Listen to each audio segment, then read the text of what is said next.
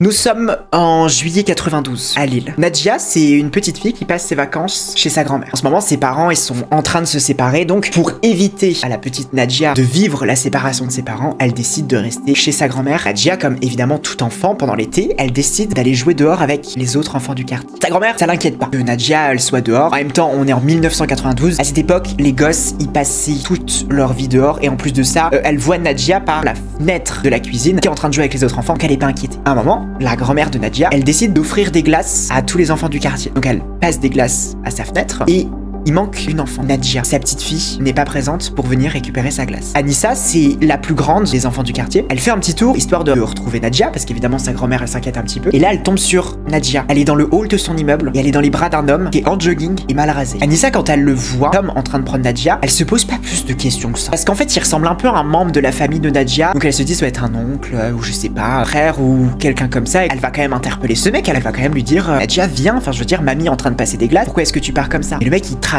Il a l'enfant dans les bras et il trace, il avance, il prend même pas attention à Anissa qui est juste à côté, il commence à avancer. Donc Anissa, elle décide de le suivre, elle l'appelle, elle commence à courir un petit peu derrière ce mec, il marche de plus en plus vite. Anissa, même si c'est la plus grande du quartier, ça reste une enfant, elle finit par trébucher, elle tombe et elle voit l'homme qui part au loin avec Nadia dans les bras, il tourne dans une rue et après ça il disparaît.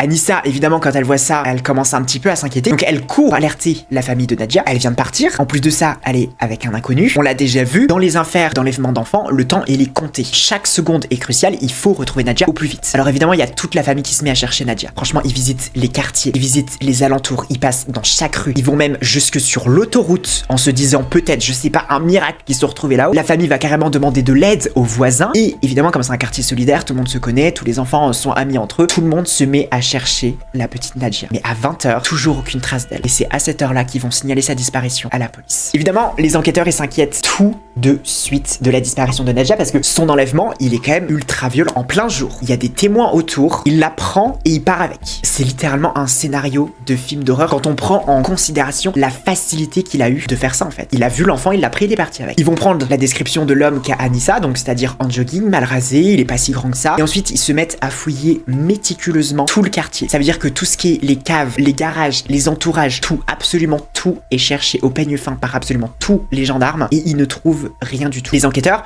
ils vont se pencher plutôt sur la piste que l'homme qui a enlevé Nadia, c'est probablement un habitant du quartier. Parce qu'en fait, quand Anissa elle a voulu lui courir après, il savait exactement dans quelle ruelle il fallait tourner pour pouvoir disparaître le plus rapidement possible. Et les gendarmes, ils vont aussi avoir un autre témoignage d'un habitant du quartier qui dit que pendant qu'il était en train de marcher dans la rue, il s'est fait bousculer par un homme qui correspond parfaitement à la description qu'a donnée Anissa. Et en plus de ça, pendant qu'il était en train de marcher, cet homme mystérieux, il tenait par la main une petite fille qui avait l'air un peu de traîner derrière lui, sûrement Nadia qui était en train d'essayer de fuir en fait de son agresseur sans succès. Malheureusement, le temps passe et les enquêteurs, ils ont pas plus d'indices que ça. La fouille des alentours, ça a vraiment rien donné. Il y a le témoignage du voisin, mais en fait, mis à part avoir une description de ce qui s'est passé, en fait, ça nous permet pas de libérer une piste. Et en plus de ça, dans le cas des actes où ça serait justement juste un PEDO, généralement ce qui se passe, le P, généralement, il prend l'enfant, il agresse l'enfant et ensuite il relâche l'enfant. Donc après, on retrouve l'enfant et c'est tout. Sauf que là, ça fait une semaine, on n'a pas de nouvelles de Nadia. Donc évidemment, on s'imagine tout de suite qu'elle est morte. Une semaine après sa disparition, il y a des enfants qui se mettent à jouer sur un terrain vague. C'est trois copains qui explorent un peu les lieux, ça invente des histoires, ça trouve les meilleurs bâtons. Enfin, si vous avez une jeunesse et que vous avez joué dehors, vous voyez très bien ce que ça veut dire quand on joue avec les copains. C'est juste une simple sortie entre amis qui va se transformer littéralement en cauchemar. En fait, ils étaient en train de jouer et ils sont tombés sur une forme suspecte cachée derrière un bus. Dès qu'ils sont tombés là-dessus, ils ont immédiatement senti le danger. Alors, ils courent à l'opposé du terrain vague pour trouver un adulte qui pourra les aider. Et c'est à ce moment-là qu'ils vont tomber sur un homme qui travaille dans son garage. Ils vont l'interpeller, ils vont lui dire on est tombé sur quelque chose d'un petit peu effrayant. Il faut que vous veniez de voir. Cet homme arrête ce qu'il est en train de faire, son bricolage dans son garage. Il se rend sur les terrains vagues et c'est là qu'il voit le corps de Nadia. Elle est décédée. Elle a la tête dans un sac plastique. Elle a passé sous vêtements. La famille de Nadia, ils vont la prendre à la radio et c'est en se rendant sur la scène de crime que sa mère, elle va voir le corps de sa fille se faire emmener par la police. Le médecin légiste, il va évidemment récupérer le corps de Nadia et après examination de justement son corps, il se rend compte qu'en fait, la cause de son décès, ça peut être pour trois raisons complètement différentes. En fait, soit c'est le sac plastique qu'elle avait sur la tête, il a étouffé. Soit c'est les coups de couteau que son agresseur lui a infligés au niveau du cou, soit c'est à cause de la douleur qu'elle a subie lorsque son agresseur l'avait. Évidemment, ce rapport du médecin légiste est évidemment insoutenable à entendre, mais en plus de ça, il nous fait état de l'incroyable violence qui a eu lieu lors de l'assassinat de Nadja. En fait, il a mutilé son corps au point de carrément qu'on ne puisse pas connaître la raison de son décès. Il lui a fait tellement de mal à cet enfant qu'on ne sait même pas pour quelle raison est-ce qu'elle est décédée. Le fait que ça soit complètement monstrueux et horrifique, les gens du quartier de Nadja, ils le savent. Et en fait, c'est pour ça qu'après son enlèvement, il n'y a plus aucun enfant qui a le droit de sortir jouer dehors. Et dans tous les cas, en fait, il n'y a aucun enfant qui a envie de risquer à sortir dehors. Dans le terrain vague où Nadja a été retrouvée, les enquêteurs, ils arrivent à prélever deux informations qui sont quand même importantes. Déjà de 1, c'est sûr que son agresseur, c'est un habitant du quartier, puisque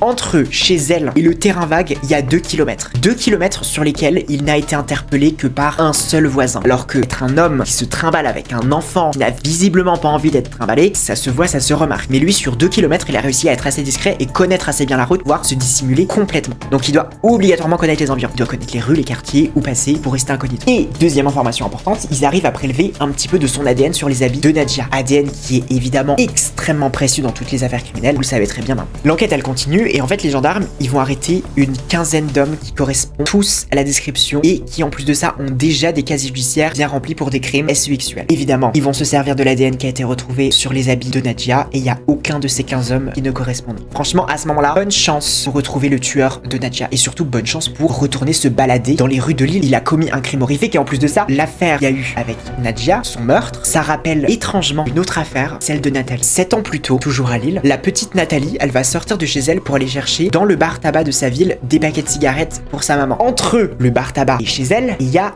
200 mètres. Ces 200 mètres, c'est pas beaucoup. Plus de ça, Nathalie est connue dans le quartier, elle est très gentille. Puis c'est que 200 mètres. Sur le chemin, Nathalie, elle dit bonjour aux habitants du quartier. Nathalie, de toute façon, elle est toujours polie, elle est toujours souriante, la gosse. Une fois que la commerçante, elle lui a donné ce que sa mère, elle voulait, elle ressort du magasin et elle retourne chez elle. Mais elle se fait interpeller par un homme. Il y a quelqu'un dans sa voiture qui appelle Nathalie. Pour le rejoindre, Nathalie, elle doit traverser un boulevard. Il y a un très long passage piéton et elle doit traverser tout ça. Sa mère lui a toujours dit, Nathalie, tu ne traverses pas le boulevard. En aucun cas, tu ne traverses le boulevard. Tu vas au bar tabac, tu reviens à la maison. Enfin, cet homme, il interpelle. Nathalie, elle est très gentille, elle est très polie. Évidemment, elle traverse le boulevard, elle va le rejoindre. Après ça, on ne sait pas ce qui s'est passé. Nathalie, elle a disparu. Le seul témoignage qu'on va réussir à avoir de ce qui s'est passé, c'est celui d'une passante qui va dire aux gendarmes, une fois que Nathalie a disparu, qu'elle a vu Nathalie dans la voiture d'un homme qui a fait un demi-tour sur le boulevard pour ensuite se diriger vers un terrain vague. Et effectivement, c'est sur ce terrain vague que Nathalie, elle va être retrouvée poignardée et déshabillée, exactement comme Nadja, et avec à côté d'elle les paquets de cigarettes que sa mère lui avait demandé, et aussi la lettre où la commerçante passait le bonjour. Nathalie, elle avait aussi de l'ADN de son agresseur sur ses vêtements, ADN qui sera difficilement prélevé puisque ce jour-là, il pleuvait. En plus de ça, on est dans les années 90, l'ADN n'est absolument pas viable. Les enquêteurs, pour l'affaire de Nathalie, ils vont avoir quasiment aucun indice. Avec la pluie qui a quasiment détruit la scène de crime, leur seule piste, en fait, c'est le témoignage de cette passante qui a vu Nathalie et son agresseur dans sa voiture qui était une 4L verte. Donc,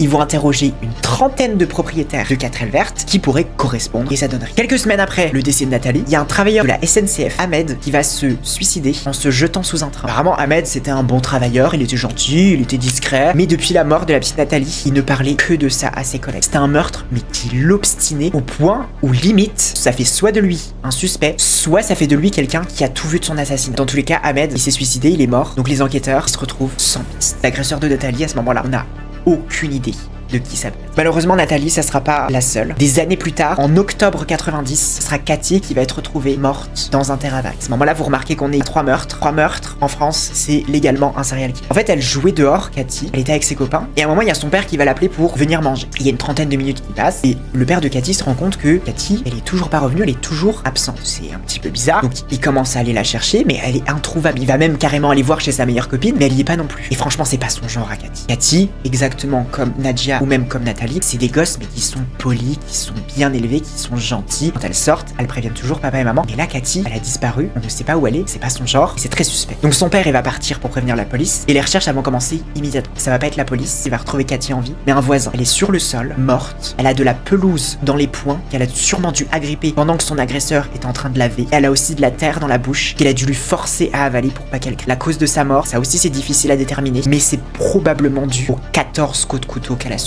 Ces 3 3 enfants. Ces 3 petits bouts de chou n'ont littéralement rien fait, qui n'ont rien demandé. Ils ont tous été assassinés dans des conditions ignobles en fait. Et évidemment, encore une fois, pour le meurtre de Cathy, aucun témoin. Son tueur, il a réussi à se faire discret. 9 ans après le crime de Nadja. Donc là, on est en 1999. Les enquêteurs, ils vont enfin avoir une piste pour résoudre l'affaire de la petite Nadja. En fait, grâce à une enfant qui était en train d'errer dans la rue, Julie, elle était en train de récolter de l'argent pour les pièces jaunes avec son frère et sa sœur. À un moment, ils arrivent proche d'un immeuble. Donc, ils décident de toquer aux portes de cet immeuble en pensant avoir un petit peu de chance pour pouvoir récolter de l'argent. Parce que pour l'instant, ils ont vraiment que très peu de sous. Il y a vraiment très peu de gens qui ont apprécié de donner de l'argent aux pièces jaunes. En 99, les gens devaient être un peu radins, j'imagine. Le frère et la sœur de Julie, ils montent dans l'immeuble, mais elle reste en bas. Elle les attend. Jusqu'à ce qu'il y a un homme qui l'approche. Il est seul avec Julie, puisqu'en fait, le quartier, il est complètement désert. Julie, elle lui demande de l'argent. Elle lui dit, je récolte de l'argent pour les pièces jaunes. Est-ce que vous êtes intéressé pour donner quelques petits centimes? Il lui répond que, là, c'est dommage. J'ai pas de pièces sur moi, j'ai pas d'argent. Mais si tu veux, on peut venir chez moi, dans ma maison. J'en ai plein des pièces. Il propose à Julie de venir chez lui. Évidemment, Julie, elle refuse. Elle se rappelle très bien de ce que sa mère lui avait dit. Surtout, tu ne vas jamais chez des inconnus. Tu ne suis jamais des inconnus. Tu ne parles pas aux inconnus, quoi. La règle qu'on apprend tous quand on est enfant. Et l'homme, ça lui plaît pas. Entendre que Julie, elle a pas envie de le suivre. Alors, il regarde un petit peu à droite, il regarde à gauche. Il remarque qu'il y a personne. Alors, il prend Julie, il la force et il commence à l'enlever. Ils finissent par sortir du quartier et Julie, elle se fait tirer par le bras par cet inconnu. Évidemment, elle ose pas crier. Elle est tétanisée. Il est plus grand qu'elle. Il a une plus grosse voix. C'est un adulte. Elle, c'est une enfant. Elle peut rien faire. Donc, les deux, ils sont en train de marcher. Ils marchent longtemps, vraiment longtemps. Ils marchent tellement longtemps qu'ils arrivent proche des rails du train à côté du périph'. Julie, pendant le chemin, elle essaye de garder espoir. Il l'emmène bien chez lui pour de l'argent. Enfin, c'est une enfant. Elle peut pas s'imaginer qu'est-ce qui pourrait lui arriver à ce moment-là. Elle garde espoir quand même. Elle se dit, peut-être qu'il va vraiment me donner de l'argent pour les pièces jaunes. Alors, elle lui demande, est-ce qu'on arrive bientôt? Que la route est encore longue? Oui, t'inquiète. Il est très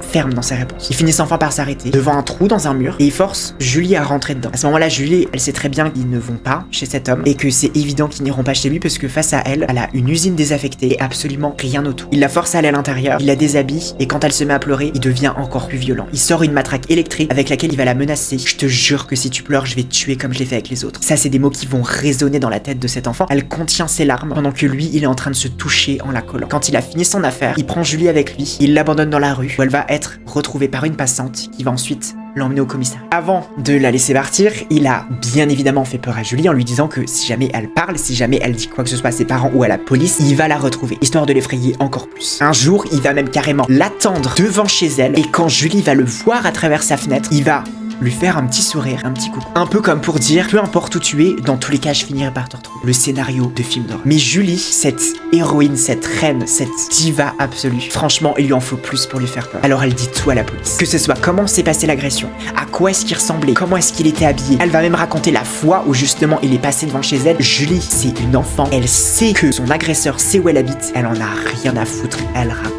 Le courage qu'il faut avoir pour une enfant de tout raconter sous la menace d'un autre adulte. Waouh. Les enquêteurs, ils vont finir par tomber sur un homme qu'ils ont trouvé en train de errer dans le quartier de Julie, exactement comme ce qu'elle a pu dire. Persuadés que c'était lui, ils vont montrer sa photo à Julie, mais pour évidemment être sûr de ce que Julie raconte, ils vont aussi lui mettre la photo de 5 autres hommes qui ont aussi été arrêtés pour d'autres faits mais qui n'ont aucun rapport. Même pas des crimes sexuels ou quoi que ce soit, juste des photos qu'ils ont dans les dossiers de police en fait, tout simplement. Julie, en voyant les photos, elle va dire avec assurance, en étant sûre d'elle, que l'homme qui l'a agressé, c'est celui de la photo 6. Alors que celui que la police a interpellé, c'est le mec de la photo 2. Est-ce que les enquêteurs auraient pu, par pur hasard, mis la photo de l'agresseur de Julie? Julie, elle a dû se tromper, elle a dû mal voir ou je sais pas. En plus de ça, le mec de la photo 6, c'est Denis Vaccin. Et Denis Vaccin, pour le coup, on l'a arrêté parce qu'en fait, il a volé dans un magasin. Mais à part ça, il est marié, travaille, c'est pas un grand bandit. Enfin, je veux dire, bon, il a commis un petit vol, c'est pas si grave que ça. Mais les enquêteurs, ils vont quand même le convoquer au commissariat. Et c'est à son arrivée qu'ils vont se rendre compte qu'en fait, il correspond vraiment comme 2 gouttes d'eau à la description de Julie. Évidemment, on commence à l'interroger. Et ils sont très calmes au début, les enquêteurs. Mais immédiatement, lui, il est tremblant, transpire beaucoup. Et alors même que les enquêteurs ne lui ont même pas dit pourquoi il est convoqué, il va immédiatement avouer: oui, j'ai fait du mal, mais vous pouvez pas comprendre. Et après ça, il se renferme sur lui, il parle plus. Évidemment, ils vont montrer Denis à Julie derrière une vitre sans teint. Et elle va aussi confirmer que c'est bel et bien lui qui l'a agressé. En plus de ça, ils vont faire une perquisition dans sa maison. Ils vont retrouver la veste qu'il portait quand il a agressé Julie et aussi la matraque électrique qu'il a utilisée pour la menacer. Denis, il va finir par avouer ce qu'il a fait à la petite Julie et il ajoutera en plus de ça: dans tous les cas, je suis foutu, foutez-moi une balle dans la tête. Sauf que Denis, on va pas le laisser partir aussi vite. Parce qu'il a dit à Julie: pleure pas, sinon je te tue comme j'ai fait avec les autres. Est-ce que, potentiellement, Denis serait aussi le tueur de Nadja et de Cathy et de Nathalie? C'est possible, les 3 c'est le même mode opératoire, pourquoi pas. Le dossier de l'affaire de Cathy et Nathalie, il est fermé depuis longtemps parce que c'est une vieille affaire, mais celui de Nadja, il est encore ouvert. Alors en fait, c'est un juge d'instruction qui est chargé de son affaire, qui va communiquer les résultats ADN de son agresseur à d'autres juges d'instruction, et bingo, ça correspond à l'ADN de l'agresseur de Julie. On est maintenant sûr, c'est bel et bien Denis qui s'en est pris à Nadja et qui qu'il a assassiné. Mais nous, on est sûr qu'il s'en est aussi pris à Cathy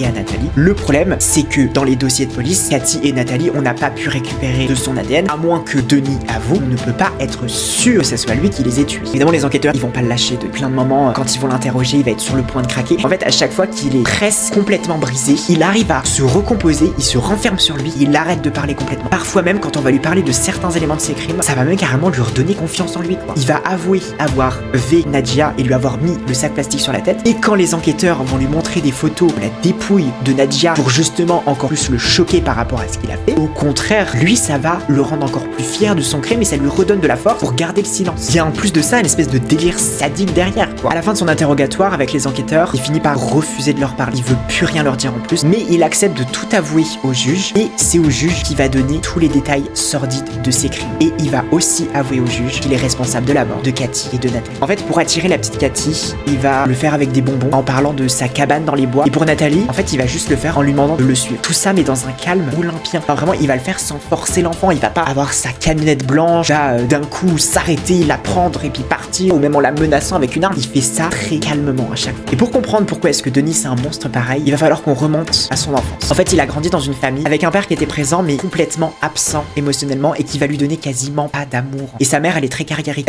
Elle préfère faire son taf, aller au boulot, que plutôt prendre du temps pour ses enfants. Dans sa jeunesse, Denis, il est très timide. Il reçoit de l'affection de personne. Le seul membre de sa famille qu'il apprécie, c'est son frère. Il a une sœur aussi. Mais elle, il l'a déjà menacée avec un couteau parce qu'elle prenait trop de temps dans la salle de bain. Vous dire que leur relation, elle était pas vraiment des plus fortes. Denis, en plus de ça, dans son esprit, il en veut énormément aux autres enfants de recevoir de l'affection alors que lui, il en a pas et en plus de ça, il en a jamais reçu. Son seul pilier dans sa vie, c'est son frère. Et son frère, quand il part de la maison, c'est trop dur pour Denis. Denis, il accepte pas. Ça fait quelque chose dans son cerveau, il y a un switch et c'est à ce moment-là qu'il s'est attaqué à Nathalie, sa première victime. Cette pauvre petite, ça va être sa première fois. Son premier rapport sexuel, ça va être quand il va V. Denis, il va grandir et il va finir par s'engager dans l'armée où il va rencontrer une femme et une fois qu'il va se séparer de cette femme, c'est là qu'il va s'attaquer à Cathy. Il a un sérieux problème de gestion de sa colère aussi. Une fois, il va menacer une personne dans la rue qui n'a rien demandé avec une arme à feu. Une autre fois, alors qu'il travaillait dans une station essence, sa patronne va lui dire un truc qui lui plaît pas et il va menacer de faire exploser la station essence. Comme ça. Maintenant, vous le savez, dans la plupart de ses affaires, l'agresseur, il va reproduire un événement traumatisant que lui-même a vécu dans sa vie pour reprendre le contrôle dessus. Et pour Denis, c'est évidemment pareil. En fait, quand il était enfant, Denis, il s'est fait enlever par un SDF qui va l'emmener dans un terrain vague dans lequel il va lever